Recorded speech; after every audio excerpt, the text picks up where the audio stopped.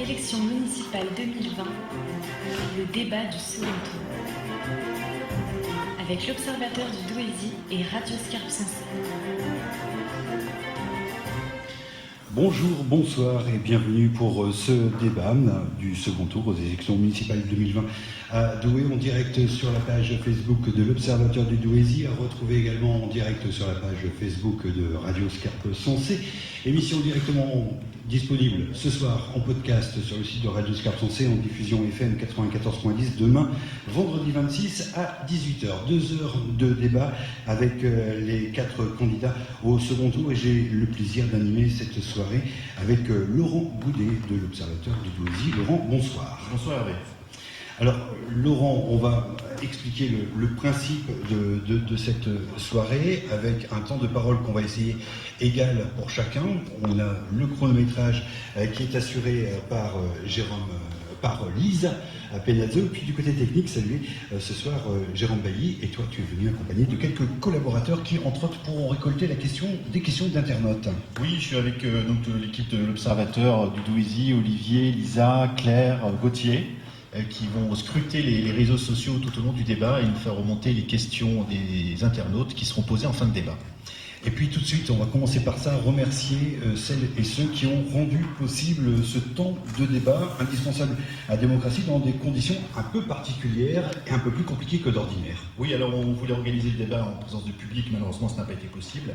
Mais voilà, je tenais à remercier la ville de Douai, en particulier Gabriel Leplan, le directeur général des services, et toutes ses équipes qui ont permis d'organiser ce débat dans cette belle salle Jérôme de France, salle d'Anchin. Et donc je tenais à les remercier, c'est eux, les fleurs, tout le décor, c'est eux. Et donc je voulais vraiment les remercier très chaleureusement. Merci à Hervé aussi pour avoir installé ce studio éphémère ici. C'est vraiment un vrai coup de force et ça montre ton savoir-faire. Bravo à ton équipe. Et je tenais aussi enfin à remercier effectivement toute mon équipe qui est mobilisée ce soir. Bien, on va rentrer dans un instant dans le vif du sujet. 4 candidats pour ce second tour. C'est toi qui fais les présentations. Oui. Alors, Colin Cray, bonsoir. Merci d'être là.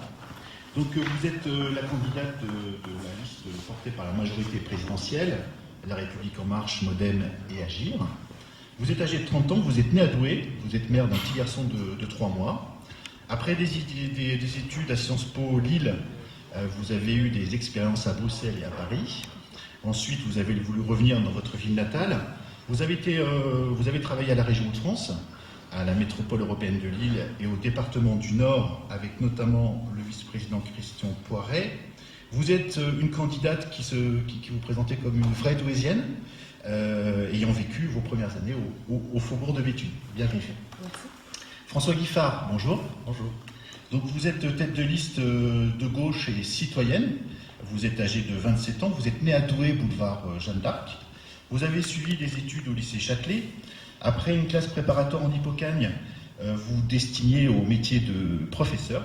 Et donc vous avez décroché votre master. Vous avez enseigné au lycée d'Hénin-Beaumont, puis au collège à Aniche. Vous êtes père d'un petit garçon. Et vous êtes passionné de sport et littérature, et vous vous êtes lancé dans la vie politique avec la campagne de Marc Dolé. Et vous avez également été à l'origine d'un club politique et citoyen. Bienvenue. Merci. Frédéric Chéreau, vous avez 45 ans, vous êtes marié, père de 2 enfants. Vous avez été élu conseiller municipal socialiste en 2008 à Douai. Vous avez également siégé à la région Nord-Pas-de-Calais, où vous avez travaillé dans des domaines très différents, sur la jeunesse, le sport, la formation professionnelle. Vous avez aussi travaillé sur la mobilité électrique. Vous êtes diplômé de l'Institut politique de Paris et de l'Institut d'administration des entreprises de Lille. Vous êtes licencié en histoire. Vous avez été journaliste d'entreprise, puis chef de projet sur plusieurs sites web.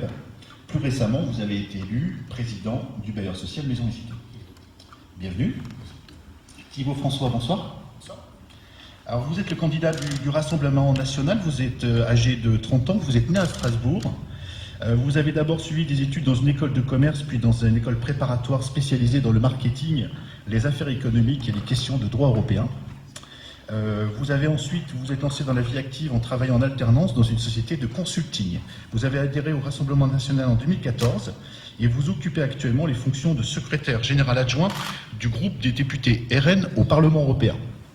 Vous êtes célibataire sans enfant, Vous êtes passionné de sport, vous pratiquez 1 heure de sport par jour, m'avez-vous dit, et vous vous êtes déjà présenté aux élections législatives et régionales.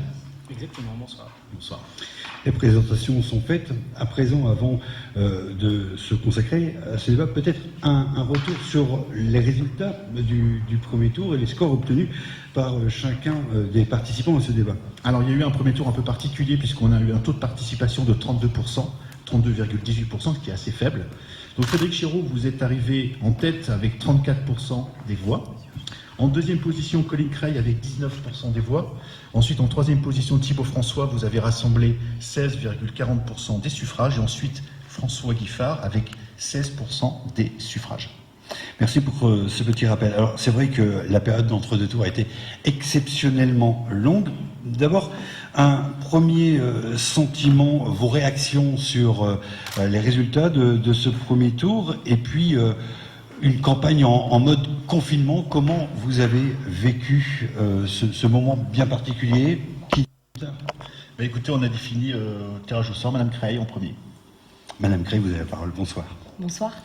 Moi, ce que je retiens de ces résultats, c'est